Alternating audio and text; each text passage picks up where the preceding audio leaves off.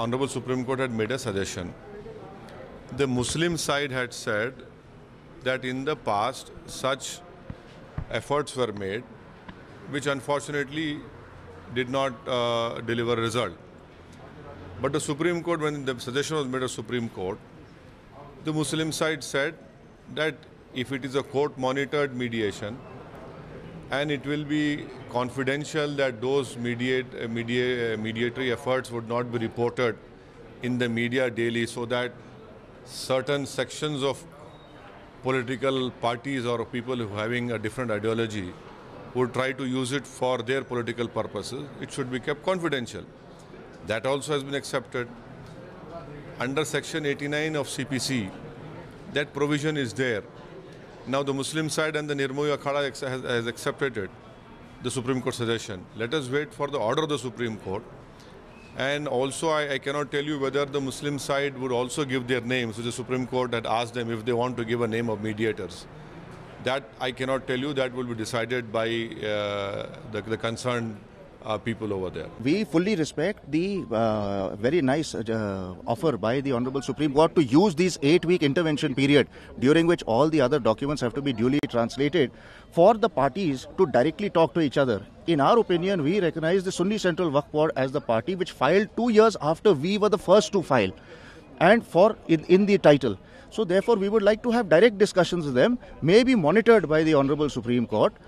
In the second stage, all other parties who have filed in this case as worshippers or for their right to worship are free to enjoin this process. But at the initial stage, we only would like to have direct discussions with the Sunni Central Waqf Board. Justice Bobde also said that this is it's about the mind, heart and healing relationship, etc. How do you see? उन्होंने शुरू में ही कहा था कि दो brotherhood nation में एक भाईचारा बना रहे और देश में गंगा यमुना तहजीब बनी रहे, इसके लिए उन्होंने सजेस्ट किया था सेक्शन 89।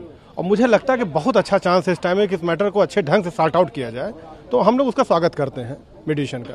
मेरे मुसलमान होने पर शायद तुमको शक होगा कि ये वफादार है या एंटी नेशनल है। मेरे जिस्म के लिबास को देखकर शायद तुम में एतमाद नहीं पैदा होता होगा। मेरे चेहरे पर दाढ़ी और सर पर टोपी देखकर तुमको जरा फिक्र होती होगी, मगर सुनो मेरी इस एक बात को। अगर बीजेपी ये कह रही है कि मेरा बूथ सबसे मजबूत, तो सदुद्दीन ओवैसी कह रहा है कि मेरी सरहद मजबूत तो मेरा देश मजबूत। मेरी सरहद मजबूत तो मेरा देश मजबूत। सरहद मजबूत होगी तो बूथ रहेगा, देश मजबूत होगा तो बूथ रहेगा। सरहद और बूथ, सरहद और मुल्क रहेगा तो ओवैसी रहेगा। बूथ मजबूत होगा तो फिर देश कहां रहेगा। औज़ु बिल्लाहि मिनश शैतानिर रजीम, बिस्मिल्लाहिर रहमानिर रहीम, अस्सलामु अलैकुम व रहमतुल्लाहि व बरकातहू। मजलिस इत्तेहादुल मुस्लिमीन के मोअज़्ज़ज़ सदर मोतमदीन व अराकीन, मुहिबान मजलिस इत्तेहादुल मुस्लिमीन, अराकीन असम्बली, अराकीन रुकन क़ानून साज कौंसल, अराकीन बल्दिया और उम्मीदवार मजलिस इत्तेहादुल मुस्लिमीन क़ानून साज कौंसिल तेलंगाना,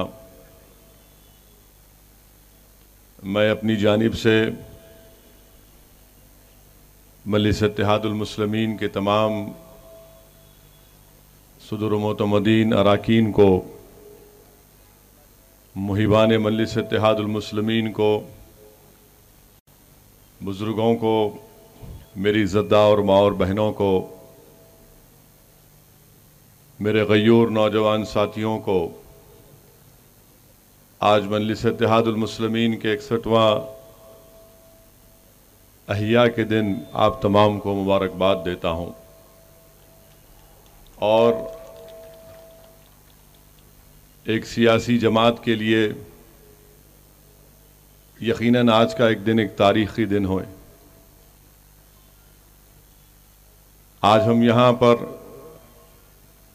हमारे मरकज़ी दफ्तर पर मजलिस के हेडक्वार्टर पर जमा होकर अपनी जमात के परचम को लहराकर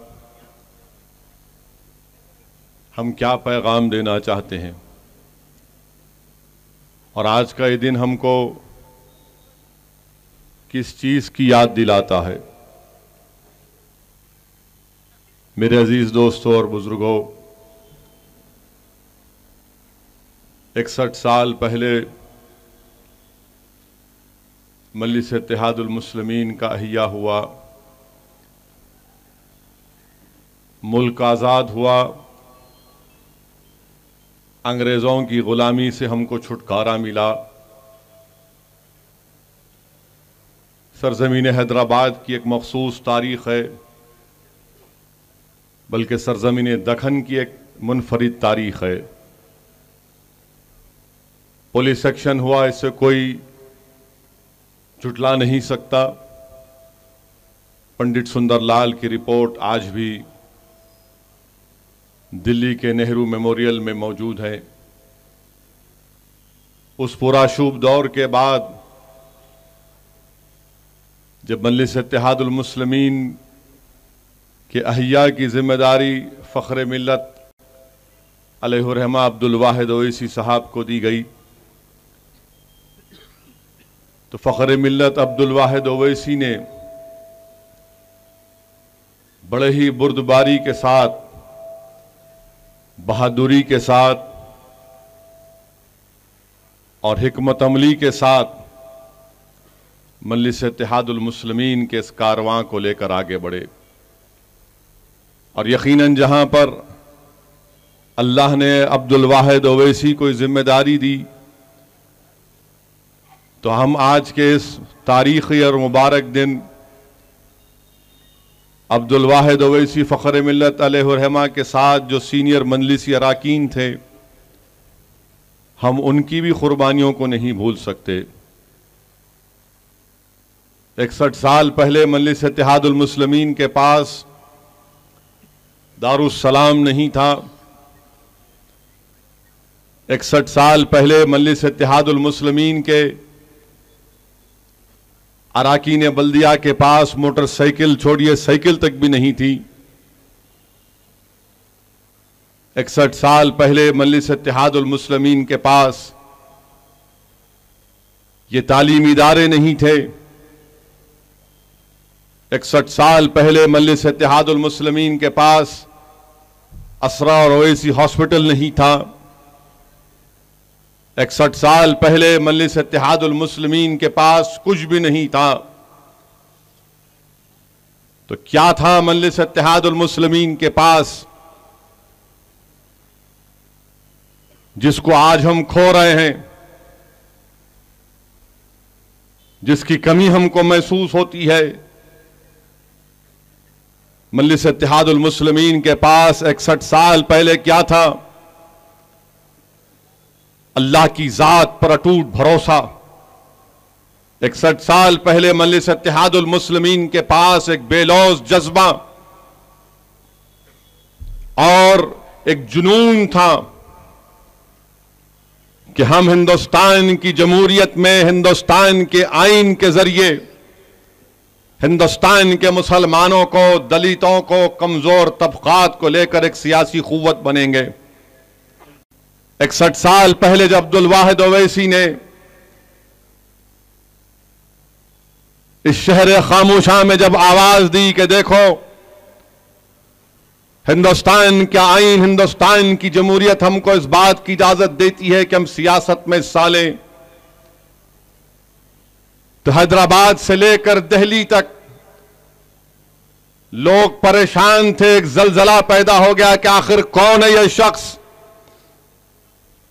जो हिंदुस्तान के आईन का भी हवाला दे रहा है, हिंदुस्तान की जमहूरियत की मजबूती की बात कर रहा है और आवाम से कह रहा है कि अपने हुकूक को अगर हासिल करना है तो हिंदुस्तान की जमहूरियत में हिस्सा लो। हिंदुस्तान का आईन तुमको, कॉन्स्टिट्यूशन इस बात की इजाजत देता है। हिंदुस्तान के उस वक्त के बड़े बड़े सियासी कायदीन जिनका ताल्लुक कांग्रेस से था, उन सब ने अब्दुल वाहिद ओवैसी की मजम्मत की, तनकीद का निशाना बनाया और कहा कि यह दीवानेपन की हरकत है, यह हिमाकत है, यह खुदकशी है। पुराशूब दौर पुलिस एक्शन के बाद यह कौन है जो मुसलमानों को जमहूरियत का पैगाम दे रहा है, जो हिंदुस्तान में आवाज लगा रहा है कि यह संविधान और आइन के तहत तुमको एक ताकत मिलेगी। उस वक्त सब ने तनकीद की, जिसमें बड़े बड़े उलमाए किराम भी थे, मगर अब्दुल वाहिद ओवैसी और उनके तमाम साथियों ने उस तनकीद और उन तमाम इल्जामात की परवाह नहीं की और अपने मिशन को जारी रखा। यह बात बिल्कुल सच है